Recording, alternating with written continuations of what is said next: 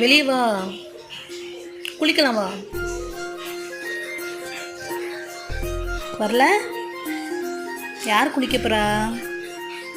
யார் குளிக்க போகிறா? கேபியா? கேபியா குளிக்கிறது? ம், இப்போ நம்ம குளிக்க போகலாம். குளிக்க போகலாமா? பெல்ட்டெல்லாம் கழட்டியாச்சு.